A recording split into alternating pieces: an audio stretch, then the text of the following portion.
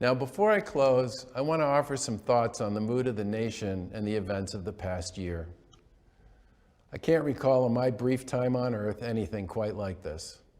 I'm sure historians, with the benefit of time and hindsight, will have a lot more to say about it than whatever I might say tonight.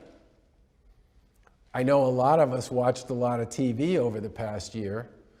The pandemic drove us inside, and the streaming services and cable networks took full advantage of that. Well, the show that sticks with me is Ted Lasso. It's positive, charming, heartfelt, and subtle. Big high fives to Saturday Night Live's Jason Sudeikis. I won't bore you with the details, but there was a moment in that show when Ted turns down the volume in a tense encounter and quotes a Walt Whitman phrase he saw on a banner at his son's high school. All it said was, "Be curious, not judgmental." He goes on to talk about how curious people learn things they didn't know, while judgmental people learn not much at all. And then he sticks the landing. I've talked a lot over the past 6 years about collaboration and respect, about seeking common ground, about focusing on the issues and not on the personalities. And I get that it's harder to collaborate and it's harder to show respect in a time of high anxiety and trauma.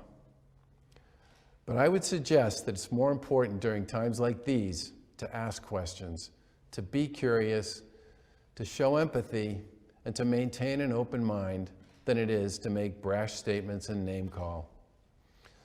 Social media, too many politicians and too many talking heads thrive on takedowns and judgments. It's become the source of so much anger and hatred in this world that I often wish I could just shut it all off for a month and see what happens. Over time, too much of our daily discourse has come to resemble it. Not curious, just judgmental.